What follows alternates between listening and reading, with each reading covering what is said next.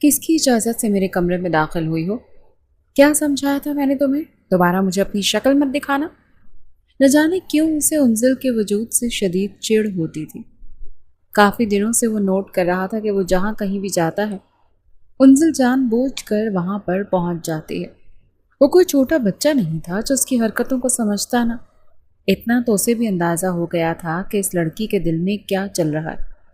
میں تم سے بات کر رہا ہوں۔ اب کی بار وہ حلق کے بل دھاڑا تھا۔ سائرہ اپنے میکے گئی ہوئی تھی جبکہ وہ اس کی غیر موجودگی میں سارم کے کمرے میں بغیر اجازت کے داخل ہو گئی تھی۔ سارم کو اندازہ نہیں تھا کہ کمرے میں کوئی موجود ہے اور اسی وجہ سے وہ نہا کر شرٹ لیس ہی واش روم سے باہر نکل آیا۔ سامنے کھڑی اس حسینہ کو دیکھ کر اس کے ماتھے پر بل پڑ گئے۔ وہ وہ میں آپ سے یہ پوچھ رہی تھی کہ آپ کو کسی چیز کی ضرورت تو نہیں ہے؟ انظر کو سمجھ نہیں آ رہی تھی کہ وہ اسے کس طرح سے مخاطب کرے۔ سارم نے جب اس لڑکی کو اپنے سامنے یوں بے دھڑک کھڑے دیکھا، یہ جانتے ہوئے بھی کہ وہ بغیر شرٹ کے اس وقت اس کے سامنے کھڑا ہے، بلا شبہ سارم کا وجود ایسا تھا کہ کوئی بھی لڑکی اس پر اپنا دل ہار سکتی تھی۔ باڈی بلڈر مسلز اور پھر سفید اور پرکشش وجود۔ وہ جب اس حالت میں سائرہ کے سامنے آتا تھا تو سائرہ تو یوں جنونیت میں ہر حد پار کر کے اپنے شوہر پر محبت کے پھول برساتی تھی کہ بعض دفعہ تو سارم اس کی اس محبت کو دیکھ کر سرشار سا ہو کر بس بستر پر گرا رہتا اور اپنی من چاہی بیوی کو خود پر پیار لٹاتے محسوس کرتا رہتا۔ مگر آج یہ نوبت آ چکی تھی کہ سائرہ بیگم نے اسے حکم دیا تھا کہ تم نے میرے شوہر کو اپنی جانب مائل کرنا ہے۔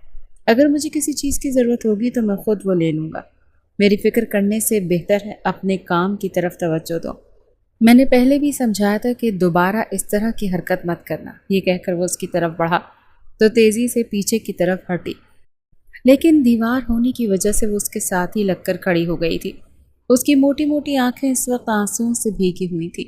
یہ سب کچھ وہ صرف اور صرف سائرہ بیگم کے کہنے پر ہی تو کر رہی تھی، ورنہ اسے نہ تو اس کھڑوس انسان کی ذات سے کوئی دلچسپی تھی اور نہ ہی وہ اس کھڑوس انسان کے ساتھ وقت گزارنا چاہتی تھی جو اسے نفرت سے دیکھتا تھا، بات کرتا تھا تو لگتا تھا انگارے چبا رہا ہے۔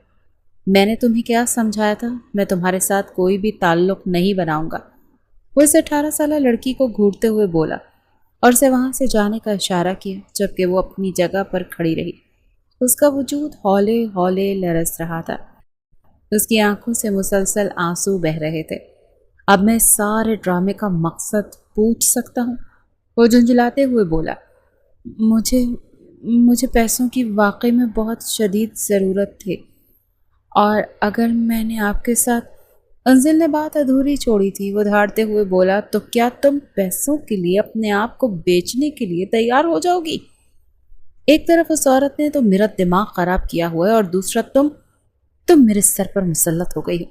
تم یہاں سے دفع کیوں نہیں ہو جاتی ہو؟ تم یہاں سے چلی جاؤ گی تو سارے مسئلے حل ہو جائیں گے۔ سارم زچ ہوا تھا۔ یہ سن کر اس 18 سالہ لڑکی نے سارم کی طرف دیکھا، پھر کہنے لگی، کیا یہ اتنا آسان ہوگا؟ اگر میں یہاں سے چلی گئی تو کیا آپ کی زندگی اور مسائل کم ہو جائیں گے؟ بالکل نہیں سارم صاحب، میں چلی گئی تو آپ کی بیوی کسی اور لڑکی کو اٹھا کر آپ کے سامنے لے آئے گی۔ ہر کوئی میری طرح نہیں ہوتا، اور آپ خود سوچئے اگر میری جگہ کوئی اور آ گئی اور آپ کی بیوی اسے بھی آپ کے بستر تک لانے لگی تو کیا کریں گے آپ؟ آپ کو لگتا ہے کہ آپ کی بیوی اتنی آسانی سے آپ کی جان چھوڑے گی؟ وہ ایک نفسیاتی عورت۔ اس سے پہلے کہ وہ مزید کچھ بولتی، سارم کا ہاتھ اٹھا تھا، مگر ہوا میں ہی اس نے اپنا ہاتھ روک دیا تھا کیونکہ سامنے عورت ذات کھڑی تھی۔ تمہیں اندازہ بھی ہے کہ تم کیا کہہ رہی ہو؟ آپ کو اندازہ نہیں ہے مسٹر سارم صاحب کہ آپ کی بیگم صاحبہ کی اس حد تک پاگل ہو چکی ہیں کہ ان کو ہر حال میں اولاد چاہیے، اور مجھے اپنی اماں کا علاج کروانا ہے۔ میرے پاس ان کی بات ماننے کے علاوہ کوئی دوسرا راستہ نہیں ہے۔ اگر میں نے ان کی بات مان لی تبھی وہ میری مدد کریں گی۔ انزل نے وجہ بتائی تھی، تو پھر تم ہمیں بچہ دینے کے لیے خود گناہ کرنے کا ارادہ رکھتی ہو؟ وہ اس کی طرف دیکھ کر طنزیہ انداز میں ہنستے ہوئے بولا تھا، چلو صحیح ہے، آپ اگر تم چاہتی ہو تو ایسا ہی صحیح۔ تو اس کے مزید قریب آنے لگا تھا۔ انزل تو ویسے ہی دیوار سے لگی تھی۔ جیسے ہی سارم نے اپنی پرتپش نظریں اس کے وجود پر گاڑی اور پھر اپنا ہاتھ اس کی کمر پر رکھ کر زور سے کھینچا تو ایک سسکی انزل کے لبوں سے نکلی تھی۔ جیسے جیسے سارم اس کے قریب آ رہا تھا انزل کے کان سے دھواں نکلنے لگا۔ اسے اپنی روح پگھلتی ہوئی محسوس ہو رہی تھی۔ وہ کبھی بھی اس شخص کے ساتھ سے تعلق قائم نہیں کرنا چاہتی تھی، مگر سارم کے وجود سے اٹھتی ہوئی گرمائش کو وہ اپنے وجود میں دھنستا ہوا محسوس کر رہی تھی۔ اس کے بے حد قریب آیا اور اپنا ہاتھ اس کے گالوں پر رکھ دیا، اور پھر اگلے ہی پل اس کے لبوں پر انگلی پھیرتے ہوئے کہنے لگا، کیا ہوگا جب میں تمہارے ان لبوں کو اپنے لبوں میں پیرو دوں گا، اور پھر جب ان پر شدتیں لوٹاؤں گا اور تم اسے سہ نہیں پاؤ گی۔ اس سے پہلے کہ مزید کچھ سارم بولتا، انزل فوراً سے اس کے سینے پر ہاتھ رکھ کر اسے دور کرنے لگی۔ کہنے لگی کہ نہیں، میں یہ گناہ نہیں کر سکتی، میں شادی کے بغیر آپ کو اپنے قریب نہیں آنے دے سکتی۔ سارم کے کان کھڑے ہو گئے تھے۔ کہنے لگا، کیا مطلب ہے تمہارا؟ ہاں، نکل گئی ساری ہیکڑی؟ ابھی تو کہہ رہی تھی کہ پیسوں کے بغیر شادی کے تم میرے تو کیا کسی بھی بستر پر جا سکتی ہو۔ مگر ان سے سرخ آنکھیں لیے اسے دیکھنے لگی۔ میں آپ سے یہی بات کرنے کے لیے آئی تھی کہ میں آپ کے ساتھ گناہ نہیں کر سکتی ہوں، آپ مجھ سے نکاح کر لیں۔ یہ سن کر وہ اپنی گردن پیچھے کی طرف گرا کر ہنسنے لگا تھا۔ تمہیں کیا میری شکل پر بے وقوف لکھا ہوا نظر آ رہا ہے؟ دفع ہو جاؤ یہاں سے اور دوبارہ میرے سامنے مت آنا۔ وہ اس پر چلاتے ہوئے اسے وہاں سے باہر جانے کا اشارہ کر کے دوبارہ اپنے کام کی طرف متوجہ ہو گیا تھا، جبکہ وہ اپنی گردن جھکا کر روتی ہوئی باہر نکلی تھی۔ اس کا رخ حویلی کے پیچھے بنے کمروں کی جانب تھا، جہاں پر سائرہ نے آج کی رات گزارنی تھی۔ وہ مائکے نہیں گئی تھی، اور یہ بات سارم بھی جانتا تھا۔ جیسے ہی وہ سائرہ کے کمرے میں پہنچی، وہ فوراً سے کھڑی ہو گئی۔ انزل کو روتے دیکھ گھبرائی۔ کیا ہوا ہے؟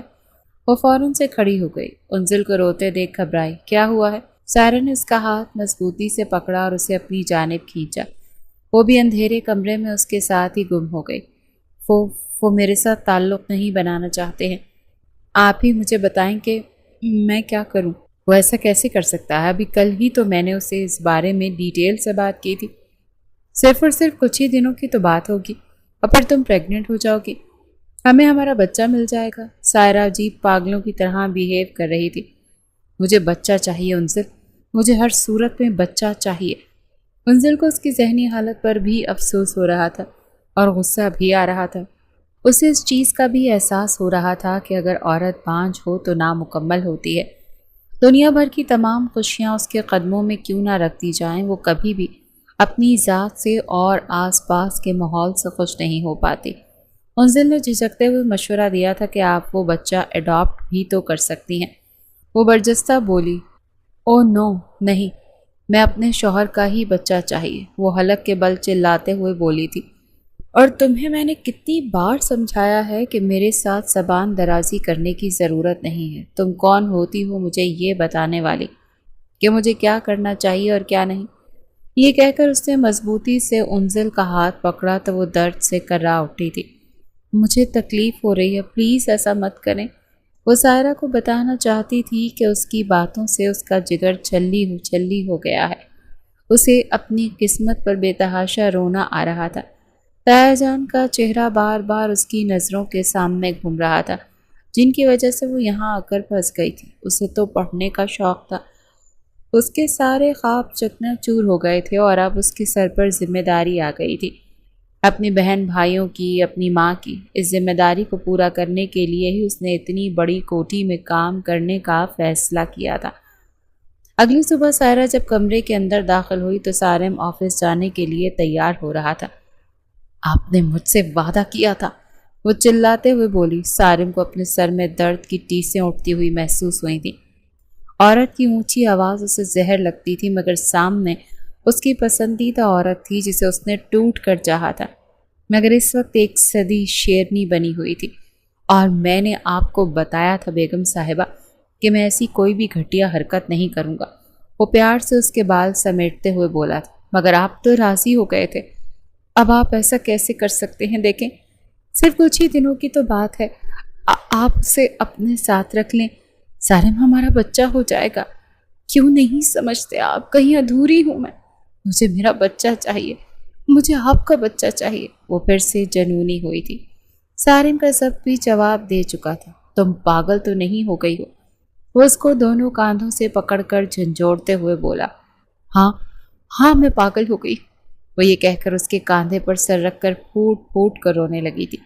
مجھے بچہ چاہیے، ہر حال میں چاہیے۔ اب اگر میری کوکھ نہ بھری تو میں اپنی جان لے لوں گی، اور آپ یہ جانتے ہیں کہ میں کس حد تک جا سکتی ہوں۔ میرے لیے یہ آسان تو نہیں ہے کہ ایک عورت کو آپ کی سنگت کے لیے آپ کے کمرے میں بھیجوں، مگر میں یہ سب کر رہی ہوں اس بچے کی خاطر۔ اس نے اپنے آنسو بے دردی سے صاف کیے اور اس سے دور ہٹتے ہوئے بولی تھی، تمہیں کسی سائیکالوجسٹ کے پاس جانے کی ضرورت، میں آج ہی کسی اچھے سائیکالوجسٹ کا پتہ کرتا ہوں۔ یہ سن کر سارم کے ماتھے پر فکر مندی سے بل پڑ گئے تھے۔ وہ اس کی محبت تھی جس سے وہ عشق کرتا تھا۔ یونیورسٹی کے زمانے سے ہی وہ لوگ ایک دوسرے کے ساتھ تھے۔ زندگی کے کئی خوبصورت لمحات انہوں نے ایک دوسرے کے ساتھ گزارے تھے۔ ان کی زندگی اس وقت تک مکمل تھی جب تک سائرہ کو بدترین خبر نہیں ملی تھی۔ جس دن ڈاکٹر صاحبہ نے اسے بتایا کہ وہ بانجھ ہے، اس دن کے بعد اس کی ہنسی غائب ہو گئی۔ حالانکہ سارم نے اس سے وعدہ کیا تھا کہ کچھ بھی ہو جائے میں کبھی بھی تمہارا ساتھ نہیں چھوڑوں گا۔ جب تک تم میری دسترس میں موجود ہو میں کسی عورت کی طرف نگاہ اٹھا کر بھی نہیں دیکھوں گا، اور اگر تم میرا ساتھ نبھانے کا وعدہ کرو تو مجھے اولاد کی ضرورت نہیں۔ وہ شخص اپنے الفاظ کا پکا تھا اور یہ بات سائرہ جانتی تھی، مگر وہ اپنے دل کا کیا کرتی؟ ہزاروں طرح کے وہم اور وسوسے اس کو ہر وقت پریشان کرتے رہتے تھے۔ کوئی ایسا طریقہ ڈھونڈ رہی تھی جس کے ذریعے اس کی گود میں ایک بچہ آ جائے، جس کو اپنا بیٹا کہہ کر وہ خوشگوار زندگی گزارے۔ اس کی ذہنی حالت بہت زیادہ خراب ہو گئی تھی۔ اگر کوئی اسے کچھ کہتا تھا تو وہ بھی کر گزرنے کے لیے تیار ہو جاتی تھی۔ کچھ دن پہلے ہی سائرہ نے ایک مووی دیکھی تھی جس میں اس کو پتہ چلا کہ وہ کسی اور عورت کو پیسے دے کر اپنے شوہر کے ساتھ اس کا تعلق بنا کر یہ کام کر سکتی ہے۔ جانتی تھی کہ یہ بہت بڑا گناہ کا کام ہے، مگر فی الحال اس کے دماغ میں صرف ایک ہی چیز تھی کہ کسی طرح سے بچہ اس کی گود میں آ جائے۔ انزل جو پچھلے 1 مہینے سے اس کی حویلی میں کام کر رہی تھی، اس کی سفارش سائرہ کے چوکیدار انکل نے کی تھی۔ اسے بھی کام کاج کے لیے ایک ینگ لڑکی کی ضرورت تھی، لیکن جب اس نے انزل کی خوبصورتی دیکھی تو ٹھٹک کر رک گئی۔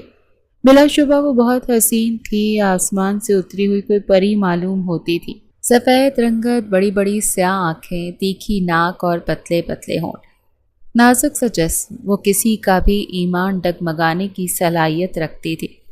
سائرہ پہلے تو انسیکیور ہو گئی، مگر پھر اس کے دماغ نے تیزی سے حرکت کرنا شروع کر دیا تھا۔ اگر انزل اس کی بات مان لیتی تو اس کا بچہ بہت خوبصورت ہوتا۔ ویسے تو سائرہ اپنے ملازموں کو سر پر نہیں چڑھاتی تھی، مگر پہلے دن سے ہی اس نے انزل کے ساتھ اپنا رویہ خاصا اچھا رکھا تھا۔ انزل بھی حیران تھی کہ بھلا کوئی مالکن اپنے ملازموں کے ساتھ اتنا اچھا رویہ کیسے رکھ سکتی ہیں، جیسے وہ کوئی ملازم نہ ہو بلکہ چھوٹی بہن ہو۔ اس کے کھانے پینے کا پورا دھیان رکھتی، جو کھانا بچ جاتا وہ اسے دے دیتی کہ یہ لو گھر لے جاؤ، اور ہر 2 دن بعد اسے 5,000 تو کبھی 10,000 یوں ہی پکڑا دیا کرتی تھی کہ میری طرف سے اپنی ماں کے لیے گوشت اور فروٹ لے جانا۔ ایک بار انزل نے کہا کہ اس کی والدہ بہت بیمار رہتی ہیں، علاج کے لیے بہت پیسوں کی ضرورت ہے، اسی لیے وہ یہاں کام کرنے پر مجبور ہے، ورنہ اسے پڑھنے کا بہت شوق تھا۔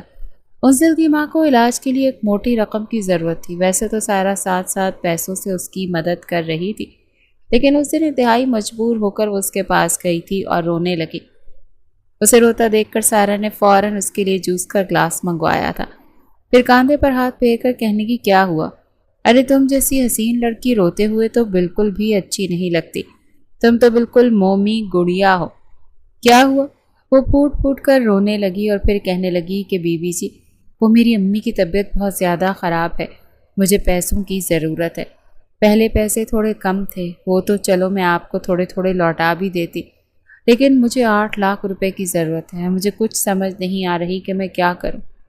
ماں کا دیا زیور بھی بیچوں تو صرف 3-4 لاکھ روپے ہی بنے گا۔ یہی شاید موقع تھا جس کا انتظار سائرہ کر رہی تھی۔ گہری سانس خارج کر کے اسے دیکھنے لگی اور پھر اس کے گال پر اپنا ہاتھ تھپ تھپا کر کہنے لگی، میں تمہاری ماں کے علاج کا سارا خرچہ اٹھانے کو تیار ہوں، ایک اچھے مہنگے ہاسپٹل سے تمہاری ماں کا علاج ہوگا، لیکن کیا بدلے میں میری اولاد کی خوشی دے سکتی ہو مجھے؟ انزل تو سمجھ ہی نہیں پائی کہ وہ کہنا کیا چاہتی ہیں۔ کہنے لگی، میں سمجھی نہیں بی بی جی، میں آپ کو اولاد کی خوشی کیسے دے سکتی ہوں؟ مسکرا کر سائرہ کہنے لگی، تمہیں میرے شوہر کے ساتھ 7 راتیں گزارنی ہوں گی۔ مجھے پوری امید ہے کہ 7 راتوں میں ایک اچھا رزلٹ سامنے آ جائے گا۔ منزل کے تو کانوں سے دھواں نکلا تھا، جوس کا گلاس اس کے ہاتھ سے چھوٹ کر گرا۔ وہ کھڑی ہو چکی تھی، کہنے لگی، یہ کیسی باتیں کر رہی ہیں؟ آپ ہوش میں تو ہیں؟ میں آپ کے شوہر کے ساتھ شادی کیسے کر سکتی ہوں؟ سائرہ بھی بغیر چونکے کھڑی ہوئی اور کہنے لگی، شادی نہیں، بغیر شادی کے میں تو شراکت برداشت نہیں کر سکتی کہ اپنے شوہر کے ساتھ کسی اور کو نکاح میں دیکھوں۔ لڑکی صرف 7 راتیں، اس کے بعد ڈیلیوری تک سارا خرچہ ہمارا، اور اس کے بعد ہر مہینے تمہیں معقول رقم بھی دی جائے گی۔ بدلے میں صرف 7 راتیں میرے شوہر کے بستر پر گزارنا ہوں گی۔ بولو، منظور ہے؟ میں تمہیں پیسے دینے کے لیے تیار، بدلے میں تمہیں میرے شوہر کے ساتھ تعلق بنانا ہوگا اور میرے شوہر کا بچہ بھی پیدا کرنا ہوگا۔ پہلے تو انزل نے انکار کر دیا، مگر رات کو ہی والدہ کی طبیعت زیادہ خراب ہو گئی، اسی لیے جب سائرہ نے اسے بروقت پیسے دیے، وہ سائرہ کے سامنے جھکنے پر مجبور ہوئی تھی۔ انزل نے زندگی میں کبھی بھی خود کو اس قدر بے بس محسوس نہیں کیا تھا۔ سارم کو جب اس بارے میں پتہ چلا تو اس نے پورا گھر سر پر اٹھا لیا تھا۔ وہ کسی بھی صورت ایسا ممکن ہونے نہیں دے سکتا تھا۔ وہ کیسے اپنی بیوی کے علاوہ کسی اور عورت کی نگاہ اٹھا کر بھی دیکھ سکتا تھا، اور وہ بھی ایسی لڑکی جو عمر میں بھی اس سے 10 سال چھوٹی تھی۔ یہ سوچ کر ہی اس کو اپنا سر چکراتا ہوا محسوس ہو رہا تھا۔ انزل کے باپ کا اس کے بچپن میں ہی انتقال ہو گیا تھا۔ وہ ایک غریب گھرانے سے تعلق رکھتی تھی۔ فیملی میں اس کو کوئی بھی سپورٹ کرنے کے لیے تیار نہیں تھا۔ تایا جان سے مدد لی تو انہوں نے اسے یہاں پر لا پھینکا۔ اب اس نے جو کچھ کرنا تھا خود ہی کرنا تھا۔ اگلی صبح بھی سائرہ نے جان بوجھ کر بہت بڑا تماشا کیا تھا۔ وہ کسی بھی صورت سارم کے ہاتھ میں نہیں آ رہی تھی۔ وہ کچن میں گئی اور اس نے چھری اپنی نبض پر رکھ لی۔ بتاؤ مجھے سارم، میری بات مانو گے یا نہیں؟ سارم زچ ہوا تھا۔ تم پاگل تو نہیں ہو گئی؟ ابھی اور اسی وقت سے نیچے پھینکو، وہ چلاتے ہوئے بولا تھا۔ میں قسم اٹھا کر کہتی ہوں، اگر تم نے میری بات نہیں مانی تو میں اپنی جان لے لوں گی، اور تم جانتے ہو کہ جو کچھ میں کہتی ہوں وہ کر کے دکھاتی ہوں۔ وہ اونچی اونچی آواز میں رو رہی تھی۔ آنسوؤں سے اس کا چہرہ بھیگا ہوا تھا اور اس کا وجود بھی ہولے ہولے لرز رہا تھا۔ سارم کو اس کی حالت پر ترس آ گیا۔ وہ کیا سے کیا بن گئی تھی۔ ٹھیک ہے، ریلیکس ہو جاؤ۔ میں تمہاری بات ماننے کے لیے تیار ہوں۔ تم پلیز اسے نیچے رکھ دو۔ وہ چھوٹے چھوٹے قدم اٹھاتا اس کے پاس گیا اور اس کا ہاتھ چھری پر تھوڑا سا نرم پڑا تو سارم نے فوراً سے چھری اس کے ہاتھوں سے جھٹک کر اس کو اپنی جانب کھینچ لیا۔ وہ اس کے سینے سے لگی پھوٹ پھوٹ کر رو رہی تھی، جبکہ سارم پیار سے اس کے بالوں میں انگلیاں پھیر رہا تھا۔ پلیز میری بات مان لے، میں اب مزید اکیلے زندگی نہیں گزار سکتی ہوں۔ میری جان، تم اکیلی کہاں؟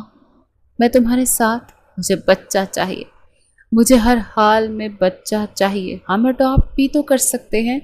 سارم نے اسے دوسری تجویز دی تو وہ نفی میں سر ہلاتے ہوئے بولی، میں کسی اور کا بچہ نہیں پالوں گی، مجھے آپ کا بچہ چاہیے۔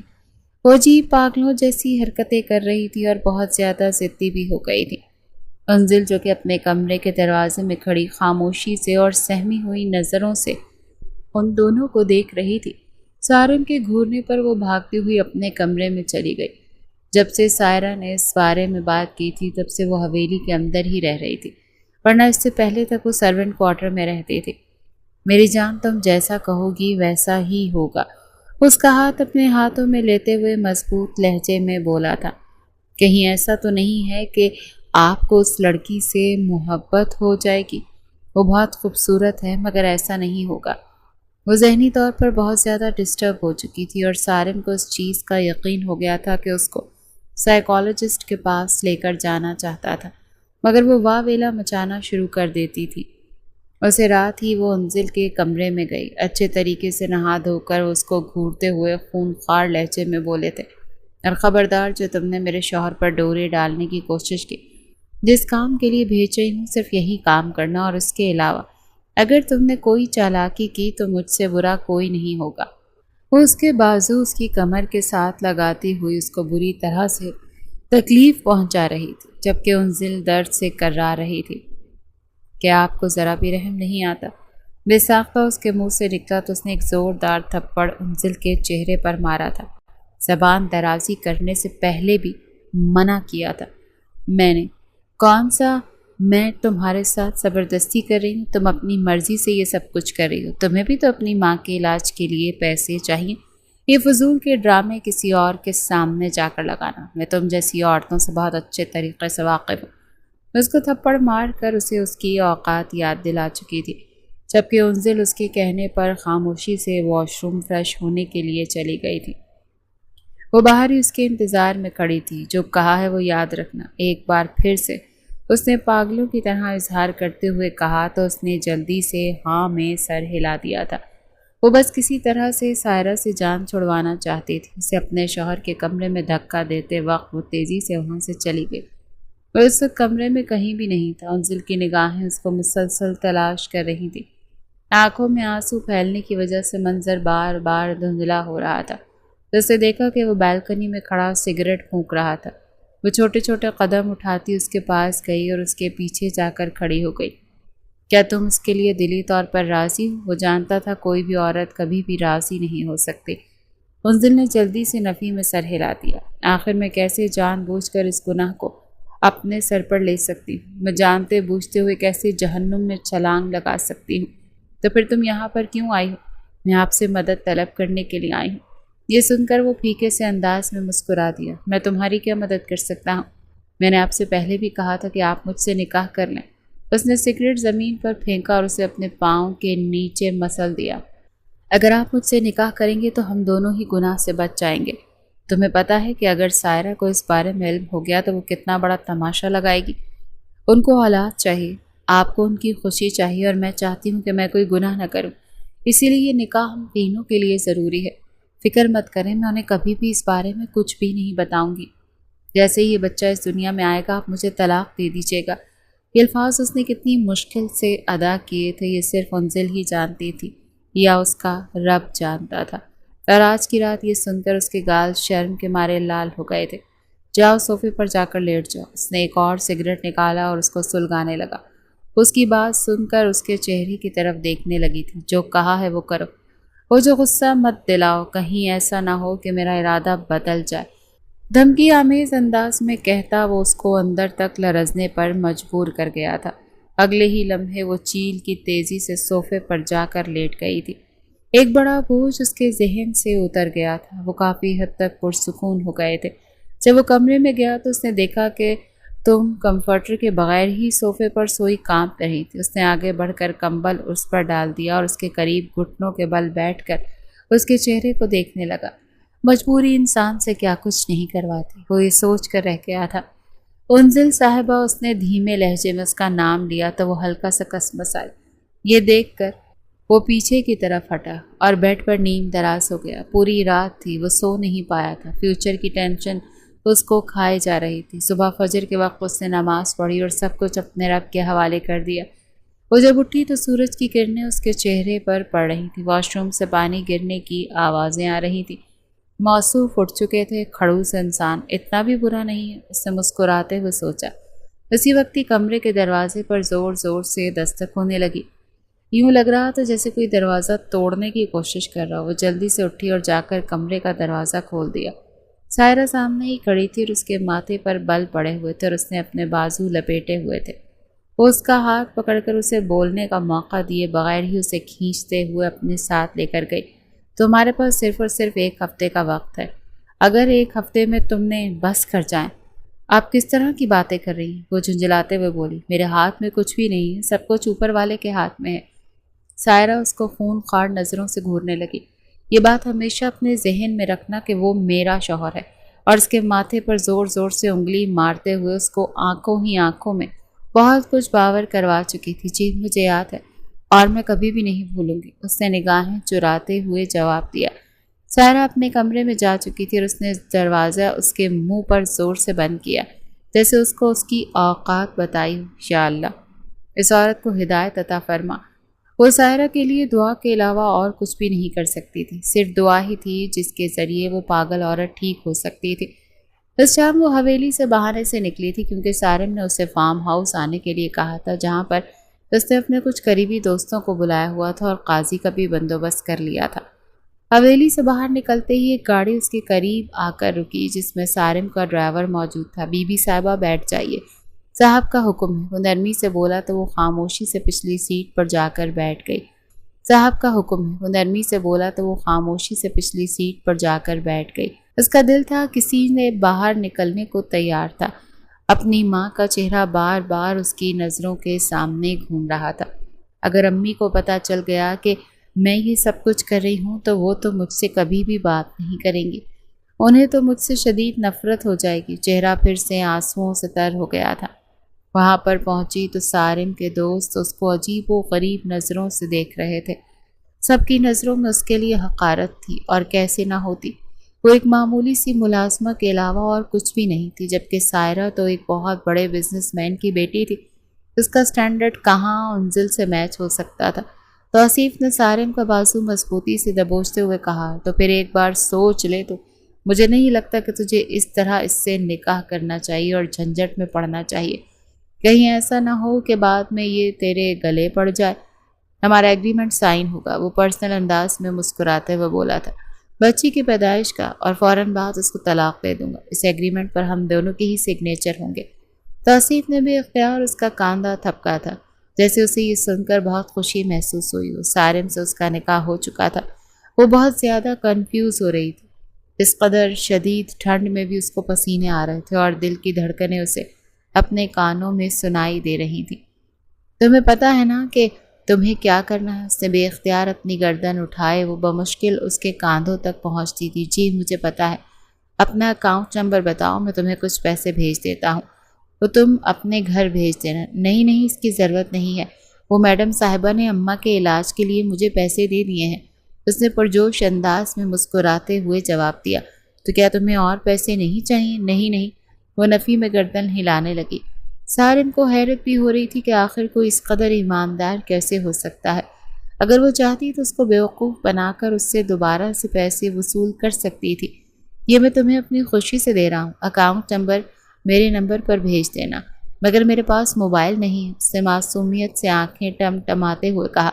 میں تایا جان کا موبائل یوز کرتی ہوں، اور کبھی کبھار میڈم صاحبہ سے موبائل لے لیتی ہوں اور گھر پر کال کر لیتی ہوں۔ یہ تو میری سوچ سے بھی زیادہ پینڈو ہے، وہ کوفت سے سوچنے لگا۔ تھی وہ اس کے لیے برانڈ نیو موبائل لے کر آیا تھا، جبکہ وہ بیوقوفوں کی طرح اس کو دیکھے جا رہی تھی۔ اس نے انزل کو موبائل یوز کرنا بھی سکھایا تھا، اور اس کے علاوہ اس کے موبائل میں صرف اپنا ہی نمبر سیو کیا تھا، اور اس کو یہ بھی ہدایت کی تھی کہ یہ سائرہ سے چھپا کر رکھنا۔ وہ سارم کے ساتھ حویلی واپس آ چکی تھی۔ جب سائرہ نے ان دونوں کو ایک ساتھ حویلی میں داخل ہوتے دیکھا تو اس کے ماتھے پر بل پڑ گئے۔ تم نے تو مجھے کہا تھا کہ تم اپنے بیمار چچا کو دیکھنے کے لیے جا رہی ہو، وہ اپنی چنگاری ہوتے انداز میں اسے بدتمیزی سے مخاطب کرتے ہوئے بولی۔ سارم کے چہرے پر ناگواری پھیل گئی۔ میں نے اس کو راستے سے پک کیا، یہ اکیلی جا رہی تھی۔ تم نے تو مجھے کہا تھا کہ تم اپنے بیمار چچا کو دیکھنے کے لیے جا رہی ہو، مجھے ٹھیک نہیں لگا، اسی لیے میں اسے اپنے ساتھ ہی لے آیا۔ آپ کو کچھ زیادہ ہی اس کی فکر نہیں ہونے لگی؟ بس کر جاؤ سائرہ، یہ کہہ کر وہ اپنے کمرے میں داخل ہو گیا، جبکہ سائرہ اس کو گھورتی ہوئی کچن میں چلی گئی۔ میرے لیے کھانا مت لگانا، میں باہر سے کھانا کھا کر آیا ہوں۔ اور یہ شاید ان کی زندگی کے 5 سالوں میں پہلی بار ہوا تھا کہ وہ باہر سے کھانا کھا کر آیا تھا، ورنہ وہ رات کا کھانا ہمیشہ سائرہ کے ہی ساتھ کھاتا تھا۔ میں آپ کا انتظار کر رہی تھی، اگر آپ نے کھانا نہیں کھانا تو آپ میرے ساتھ بیٹھ ہی جائیں، میں بہت زیادہ تھکا ہوا ہوں، اپنے کمرے میں جا کر آرام کروں گا۔ وہ اس سے نگاہیں چراتا ہوا اپنے کمرے میں چلا گیا۔ سچ تو یہ تھا کہ وہ اس سے شرمندہ ہو رہا تھا، کیونکہ جو کچھ اس نے کیا تھا وہ اگر اس کی بیوی کو پتہ چل جاتا تو اس کی بیوی اس کو کبھی معاف نہیں کرتی۔ تم یہاں پر کھڑی میرا منہ کیا دیکھ رہی ہو؟ جاؤ اس کے ساتھ ہی۔ سائرہ اس کو ڈانٹتے ہوئے بولی تو وہ بھی چھوٹے چھوٹے قدم اٹھاتی ہوئی اس کے ساتھ ہی کمرے میں داخل ہو گئی۔ سائرہ نے اپنا سر دونوں ہاتھوں میں گرا دیا، آنسو مسلسل اس کی آنکھوں سے گر رہے تھے۔ کوئی اور عورت اس کے شوہر کی قربت میں موجود تھی، اور یہ احساس بہت ہی تکلیف دہ تھا۔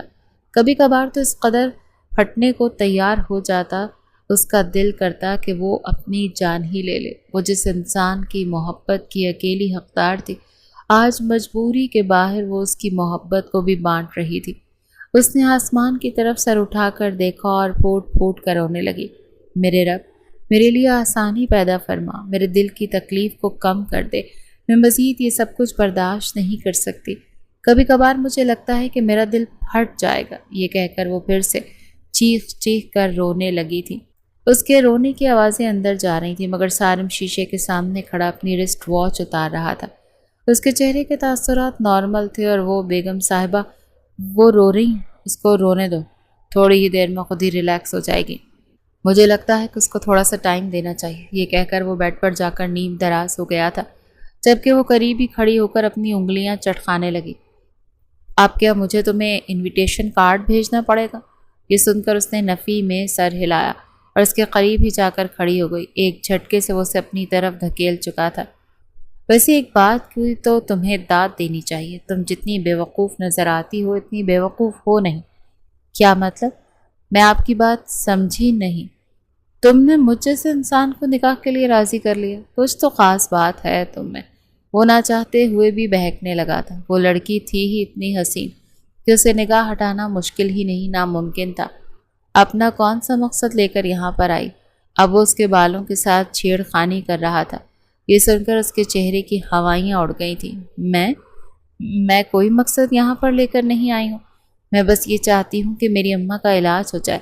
تمہاری اماں ہسپتال میں ہے، رائٹ؟ جی جی جی، وہ یہی ہسپتال میں ہے۔ تایا جان اس دن کے ساتھ سے اگر تمہاری اماں کو کچھ ہو جاتا ہے۔ اس نے بے اختیار سارم کے لوگوں پر ہاتھ رکھ دیا تھا۔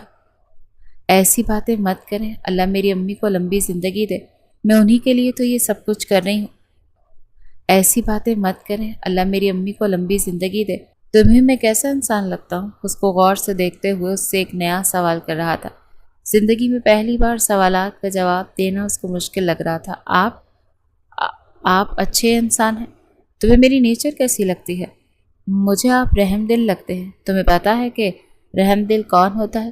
جی مجھے پتہ ہے، وہ آپ جیسے ہوتے ہیں۔ اس نے انتہائی معصومیت سے جواب دیا تھا اور آنکھیں الو کی طرح گول گول گھمائی تھیں۔ وہ نہ چاہتے ہوئے بھی دبے انداز میں مسکرایا۔ فوراً ہی اس نے اپنی مسکراہٹ چھپا لی۔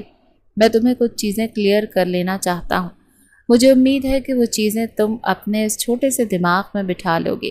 ہمارے درمیان کسی بھی قسم کا کوئی ایموشنل تعلق نہیں ہوگا۔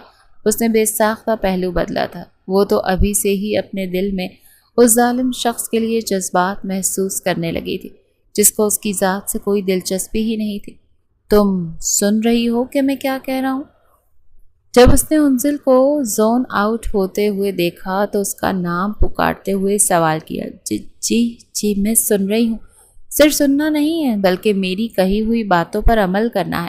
میں جانتا ہوں کہ عورتیں مردوں کی نسبت زیادہ ایموشنل ہوتی ہیں، وہ جلدی ایموشنلی اٹیچ ہو جاتی ہیں۔ میں تمہیں یہ چاہتا ہوں کہ تم اپنے دماغ سے ہر طرح کا قناص نکال دو۔ دوسری اور اہم بات، تم صرف ضرورت کے وقت ہی میرے قریب آیا کرو گی۔ اس کے علاوہ میرے آس پاس پھٹکنے کی کوشش بھی نہیں کرنا، ورنہ مجھ سے برا کوئی نہیں ہوگا۔ یہ الفاظ نہیں تھے بلکہ پگھلا ہوا سیسا تھا جو کسی نے اس کے کانوں میں انڈیلا تھا۔ ان کی چبھن اس قدر شدید تھی کہ اسے اپنے کانوں سے خون نکلتا ہوا محسوس ہونے لگا تھا۔ تکلیف تھی کہ بڑھتی چلی جا رہی تھی۔ اس نے اپنی گردن جھکا لی۔ سارم اس کو امید کی ڈور نہیں تھمانا چاہتا تھا۔ یہ کہہ کر اس نے آگے بڑھ کر کمرے کی لائٹ آف کر دی تھی اور اس کا بازو پکڑ کر اسے اپنی جانب کھینچ لیا۔ رات آہستہ آہستہ گزرتی چلی گئی تھی اور وہ اس کی قربت میں بھیگتی چلی جا رہی تھی۔ سارم جس کی گرفت شروع میں مضبوط تھی مگر وہ آہستہ آہستہ نرم بڑھ رہا تھا۔ دھیرے دھیرے اس کے بالوں میں ہاتھ پھیرتا اس کی گردن پر جھکتا تھا اور یہی تھا کہ بس قربت کے لمحات گزارے اور پھر کمرے سے باہر چلا جائے۔ مگر نہ جانے کیوں برسوں بعد جو سکون سارم کو چاہیے تھا وہ اسے اس انزل کے وجود میں دکھائی دے رہا تھا۔ ورنہ اس سے پہلے کئی برس گزر چکے، جب بھی وہ سائرہ کے قریب جاتا تو وہ فوراً اسے قریب آتے ہی اس سے یہی سرگوشیاں کرتی کہ اس بار ہمارے ملن کے بعد میں ماں بن جاؤں گی نا، پھر ہمارے بھی بچے ہوں گے۔ کیا ہی اچھا ہو کہ میں جڑواں بچوں کی ماں بن جاؤں۔ پہلے تو مجھے بیٹا ہی چاہیے، اس کے بعد بیٹی، اور اگر جڑواں بچے ہوئے تو ایک بیٹا ایک بیٹی۔ کتنا مزہ آئے گا نا۔ بلا شبہ سارے کو بھی بچوں کی محبت تھی، لیکن وہ قربت کے لمحات میں صرف اپنی بیوی کی سسکیاں اپنے کانوں سے گونجتی ہوئی سننا چاہتا تھا۔ مگر جب وہ اس طرح کی باتیں کرتی تو وہ بد مزہ سا ہو جاتا۔ وہ لڑکی خاموشی سے بس درد سے کرا رہی تھی۔ اور سارے اس پر شدتیں لٹاتا جا رہا تھا۔ بغیر اس کی معصوم سی جان پر رحم کیے اس لڑکی پر تشدد نہیں کرنا چاہتا تھا، نہ ہی اس کو تکلیف پہنچانا چاہتا تھا۔ یہ جو کچھ بھی ہو رہا تھا اس کی اپنی میوچل انڈرسٹینڈنگ کے بیس پر ہو رہا تھا۔ اس میں کسی کا کوئی قصور نہیں تھا۔ صبح جب وہ سو کر اٹھی تو اس نے دیکھا کہ سارم کا سر اس کے کاندھے پر تھا اور اس کے ہلکے ہلکے خراٹوں کی آواز پورے کمرے میں گونج رہی تھی۔ اس کی مونچھیں جنہیں دیکھ کر وہ کھل کر مسکرا دی۔ آپ بہت پیارے، اس نے ایکسائٹڈ ہو کر کہا اور اس کی مونچھوں کے ساتھ کھیلنے لگی۔ آپ دل کے بھی بہت اچھے۔ اس کے دل میں گدگدی سی ہوئی، لیکن جب اسے یاد آئے کہ یہ قربت، یہ تعلق وقتی ہے، جیسے ہی سارم کا بچہ اس دنیا میں آئے گا وہ اس سے دور ہو جائے گی، تو اس کی ساری ایکسائٹمنٹ غائب ہو گئی تھی۔ اب وہ بیڈ راؤنڈ کے ساتھ ٹیک لگا کر بیٹھے ہوئے تھی اور سارم کے ایک ایک نقش کو حفظ کر رہی تھی۔ کیا میں کبھی آپ سے موو آن کر پاؤں گی؟ میری زندگی میں تو آج سے پہلے آپ کے علاوہ کوئی مرد نہیں آیا۔ میں آپ کے بغیر کیسے زندگی گزاروں گی؟ یا اللہ، یہ میں کیا سوچ رہی ہوں؟ ابھی اس انسان کے ساتھ مجھے صرف ایک دن ہی گزرا اور میں… اماں جان ٹھیک کہتی ہیں، ہم عورتیں بہت بیوقوف ہوتی ہیں۔ اس نے اپنے آپ کو کوسا تھا۔ دروازہ پھر سے زور زور سے بجنے لگا۔ سائرہ ہی ہو سکتی تھی اور توقع کے عین مطابق وہی تھی۔ پچھلی بار کی طرح اس بار بھی سائرہ نے اسے دھکے دے کر کمرے سے باہر نکالا۔ یہ دیکھ کر سارم کے ماتھے پر بل پڑ گئے۔ کیا کر رہی ہو تم؟ پاگل تو نہیں ہو گئی ہو؟ یہ کیا طریقہ ہے؟ آپ اس کا ساتھ کیوں دے رہے؟ خیریت تو ہے؟ کہیں ایسا تو نہیں کہ 2 ہی راتوں میں آپ کو اس سے محبت ہو گئی ہے؟ بس کر دو، خدا کے لیے بس کر دو۔ میں جو کچھ بھی کر رہا ہوں تمہارے کہنے پر کر رہا ہوں۔ جس لڑکی کی ذات میں ذرا برابر بھی دلچسپی نہیں ہے اور تم یہ اچھے طریقے سے جانتی ہو۔ میں بس تمہیں اتنا سمجھانا چاہتا ہوں کہ کسی مظلوم پر اتنا ظلم مت کرو کہ اس کی بد دعا تمہیں لے ڈوبے۔ یہ کہہ کر وہ جھنجھلاتے ہوئے واش روم میں گھس گیا تھا۔ وہ اس کے باہر نکلنے کا انتظار کر رہی تھی۔ آپ جانتے ہیں کہ آج کتنا خاص دن ہے؟ اس نے سارم کا موڈ خوشگوار کرنا چاہا جو کہ بری طرح سے متاثر ہو گیا تھا۔ مجھے نہیں جاننا اور نہ ہی مجھے کوئی دلچسپی ہے۔ اس کی بات سن کر سائرہ پھر پھوٹ پھوٹ کر رونے لگی تھی۔ یا اللہ، یا اللہ، میری برداشت کبھی مت توڑنا، کیونکہ جس دن میرے صبر کا پیمانہ لبریز ہو گیا اور جس دن میری برداشت کی حد مکمل ہو گئی اس دن سب لوگ پچھتاؤ گے۔ وہ سائرہ کو گھورتا وہ آفس کے لیے نکل گیا تھا اور زندگی میں پہلی بار ہی وہ اس سے لڑ کر جا رہا تھا، ورنہ جب بھی وہ اسے رخصت کرتی تھی تو دونوں کے لبوں پر مسکراہٹ پھیلی ہوتی تھی۔ سارم اس کے ساتھ شرارتیں کر رہا ہوتا تھا اور اس کو کہہ رہا ہوتا تھا کہ میرا تمہارے بغیر آفس میں کیسے دن گزرے گا؟ تم ایسا کرو کہ میرے ساتھ ہی میرے آفس چلا کرو۔ جب تک میرا کام مکمل نہیں ہوتا تم میرے ساتھ ہی بیٹھی رہا کرو۔ میں جب وقفے سے تمہیں دیکھوں گا تو میرے دل کو بھی تسلی ملتی رہے گی۔ یہ سن کر بعض اوقات وہ جھیمتے اور بعض اوقات اس کے سینے پر ہاتھ رکھ کر اس کو زبردستی گھر سے باہر دھکیلتی تھی اور وہ ہنستا ہوا رخصت ہوتا تھا۔ کہیں میں نے اپنی زندگی کی سب سے بڑی غلطی تو نہیں کر دی؟ مجھے اس عورت کو اس کے گھر میں لانا ہی نہیں چاہیے تھا، لیکن اب میں کیا کروں؟ اب تو وقت گزر گیا ہے۔ مجھے بس تھوڑا سا ہی تو انتظار کرنا ہے۔ جیسے ہی بچہ پیدا ہوگا میں اس کو دھکے دے کر اس حویلی سے باہر نکال دوں گی اور پھر میں اپنے پیارے سارم کے ساتھ ایک خوشگوار زندگی گزاروں گی جس میں ہم ہوں گے اور ہمارا پیارا سا بچہ ہوگا۔ وہ ایک بار پھر سے شیخ چلی کی طرح خوابوں میں مصروف ہو گئی تھی۔ انسان اپنی طرف سے ہر طرح کی پلاننگ کرنے کی کوشش کرتا ہے، لیکن ہوتا وہی ہے جو رب کی رضا ہوتی ہے، اور شاید وہ اس بات کو بھول چکی تھی۔ تقریباً 18 دنوں کے بعد ان کو نوید ملی تھی کہ انزل ماں بننے والی ہے۔ سب سے زیادہ ایکسائٹڈ سارم تھا۔ انزل کے چہرے پر شرم اور ممتا کا رنگ پھیلا ہوا تھا۔ وہ بہت پیاری لگ رہی تھی۔ جو بھی اس کو دیکھتا تھا اس کی نظر انزل پر ہی ٹک جاتی تھی۔ ڈاکٹر اندر داخل ہوئی تو انزل کو دیکھ کر بے ساختہ بولی، ماشاء اللہ، آپ کی بیوی بہت پیاری ہے اور ہیلدی بھی ہے۔ آپ ان کا خیال رکھیے گا تاکہ بچہ صحت مند ہو۔ یہ سن کر سائرہ کے تن بدن پر آگ لگ گئی تھی۔ یہ اس کی بیوی نہیں، میں اس کی بیوی ہوں، وہ فٹ سے بولی تو ڈاکٹر حیرانگی سے سارم کی طرف دیکھنے لگی جس نے آنکھوں ہی آنکھوں میں سے چپ رہنے کا اشارہ کیا۔ وہ کچھ کہے بغیر ہی کمرے سے باہر نکل گئے تھے۔ اور تم کیا یہاں پر نوابوں کی طرح بیٹھی ہو؟ اٹھو، اب گھر چلنے کا وقت آ گیا ہے۔ شرم کرو، کچھ تو لحاظ کرو، ابھی تک ڈرپ لگی ہوئی ہے۔ یہ اتنی کوئی نازک کلی نہیں ہے۔ تمہیں کیا ہو گیا ہے سائرہ؟ یہ اسی بچے کی ماں بننے والی ہے جس کو حاصل کرنے کے لیے تم ہر حد سے گزرنے کے لیے تیار ہو گئی تھی۔ اب یہ ساری حرکتیں کر کے تم کیا ثابت کرنا چاہتی ہو؟ اس نے اپنے سینے پر انگلی رکھتے ہوئے کہا، میں نے تو کچھ بھی نہیں کیا، میں تو بس آپ لوگوں کی بڑھتی ہوئی محبت کو دیکھ رہی ہوں۔ جب سے یہ عورت آپ کی زندگی میں آئی ہے، آپ تو مجھے مکمل طور پر نظر انداز کر گئے ہیں۔ اس نے دیکھا کہ معاملہ خراب ہو گیا تھا تو اس نے فوراً سے سائرہ کے کاندھے پر ہاتھ رکھا اور اس کو سمجھاتے ہوئے اپنے گلے لگا لیا۔ یہ دیکھ کر انزل پہلو بدل کر رہ گئی تھی۔ اس کے دل میں درد کی ٹیسیں اٹھ رہی تھیں، جبکہ ایسا نہیں ہونا چاہیے تھا، کیونکہ سائرہ سارم کی پہلی بیوی ہونے کے ساتھ ساتھ اس کی محبت بھی تھی۔ رات کا وقت تھا اور وہ اپنے کمرے میں اکیلی لیٹی ہوئی آرام کر رہی تھی جب دروازے پر دستک ہوئی۔ اس نے جا کر دروازہ کھولا تو سامنے سارم کھڑا تھا۔ جب سے اس کو ماں بننے کی خبر ملی تھی تب سے سائرہ نے اس کو دوسرے کمرے میں شفٹ کر دیا تھا، یعنی یہ کہا جائے کہ وہ اس کو اس کی اوقات میں واپس لے گئی تھی، تو اس میں کچھ بھی غلط نہیں ہوگا۔ آپ یہاں پر؟ اس نے حیرانگی کا اظہار کرتے ہوئے کہا۔ ہاں، مجھے نیند نہیں آ رہی تھی۔ یہ کہہ کر وہ خاموشی سے اس کے کمرے میں داخل ہو گیا تھا۔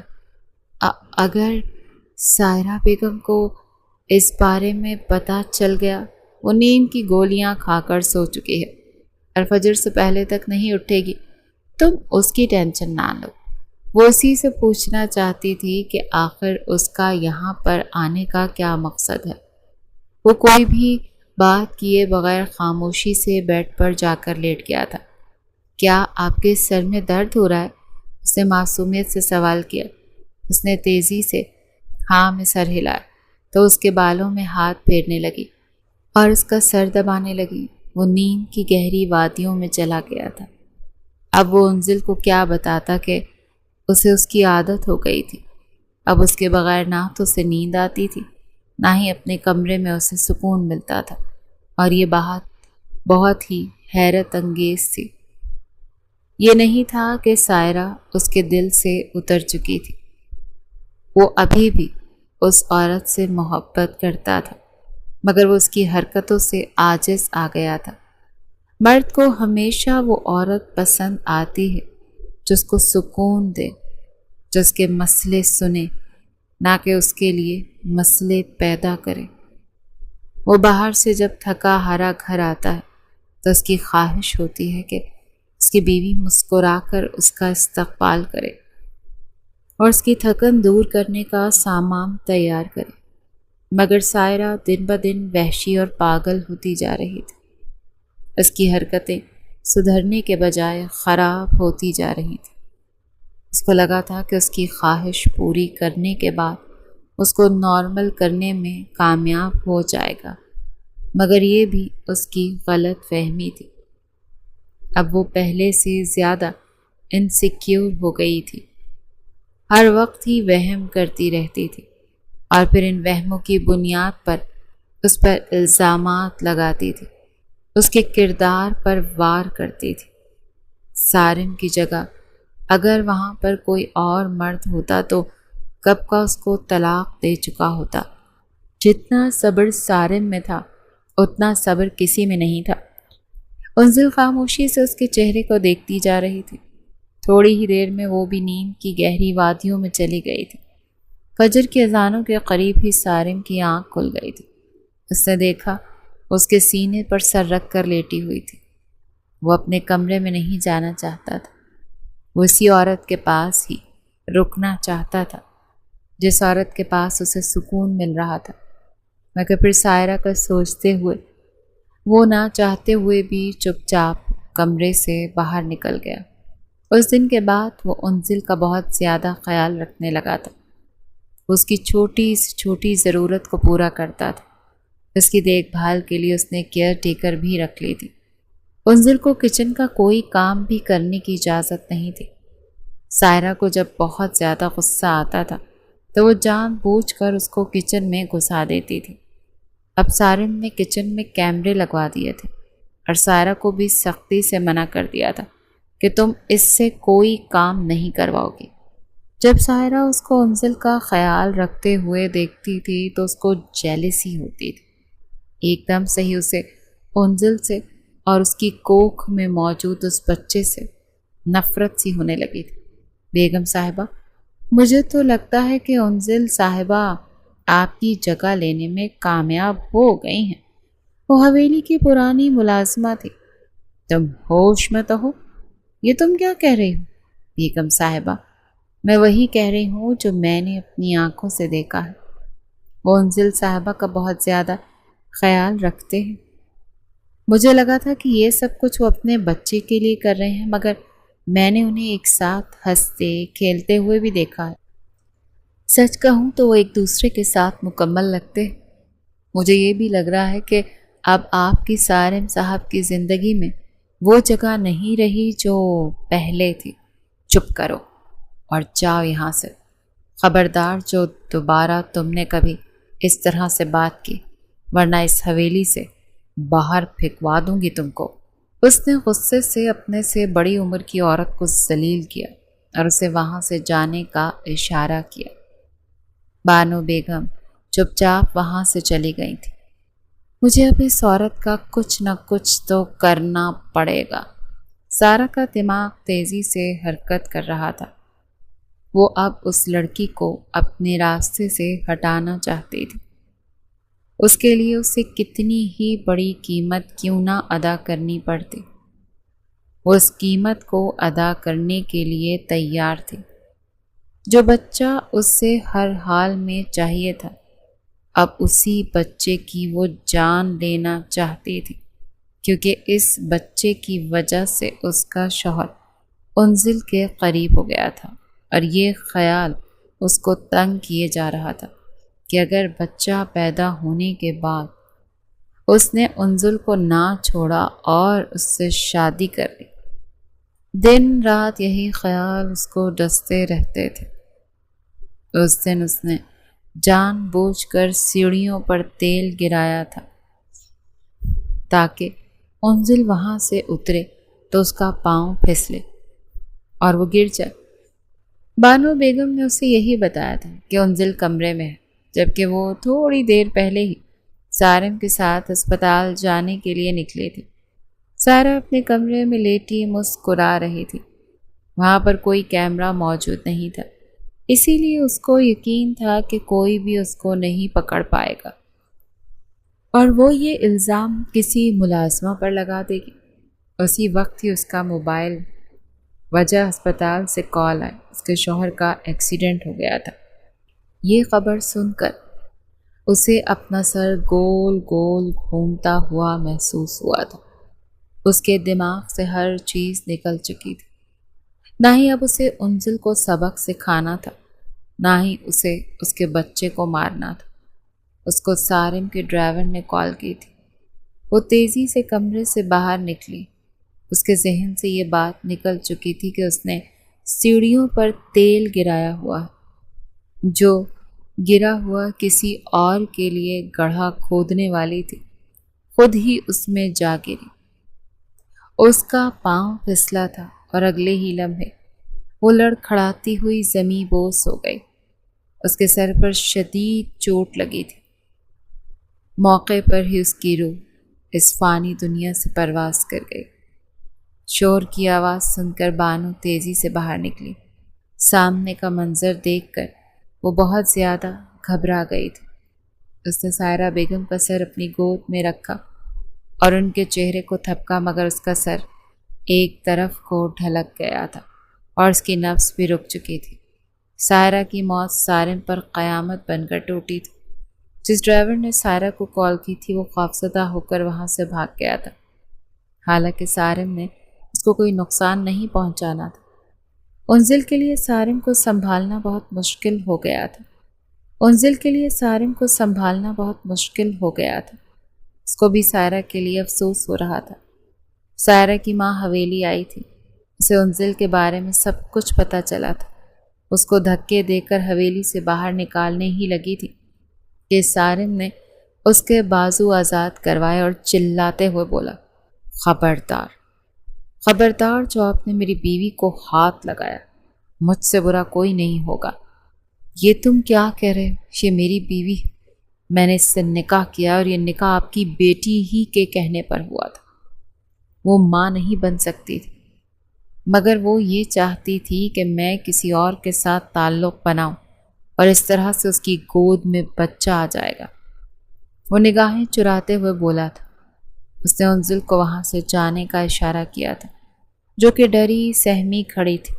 تو تم نے صرف اور صرف بچے کے لیے اس عورت سے شادی کی تھی؟ اب تو میری بیٹی اس دنیا سے جا چکی ہے اور اس کی خواہش بھی اس کے ساتھ ہی مر چکی ہے۔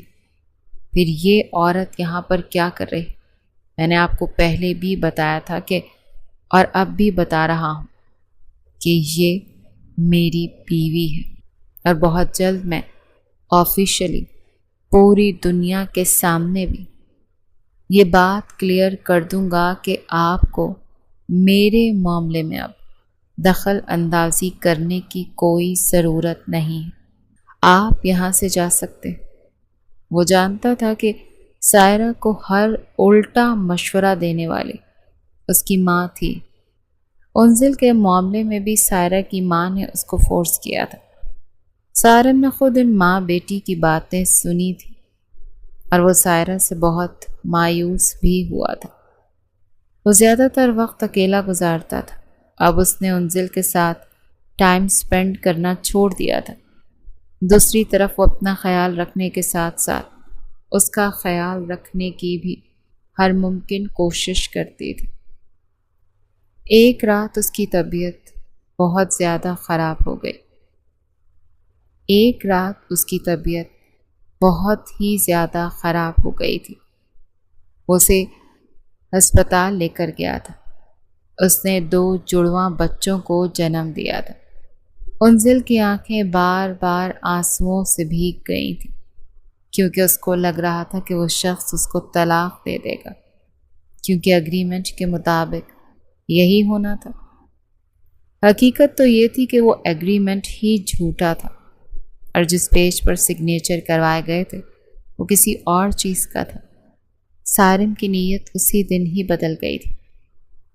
کیا میں 1 ہفتہ اپنے بچوں کے ساتھ گزار سکتی؟ اس نے دھیمے لہجے میں کہا۔ تم نے اب ساری زندگی انہی کے ساتھ گزارنی ہے؟ وہ سرسری انداز میں بولا تھا۔ کیا مطلب ہے آپ کا؟ وہی جو تم سمجھ رہی ہو۔ اب 2 مجھے طلاق دینے والے تھے نا؟ میں نے اپنا ارادہ چینج کر لیا ہے۔ اب میں تمہیں طلاق نہیں دوں گا۔ تم میری زندگی میں میرے ساتھ ہی رہو گی، میری ہم سفر بن کر، اور میرے بچوں کی اچھی پرورش کرو گی۔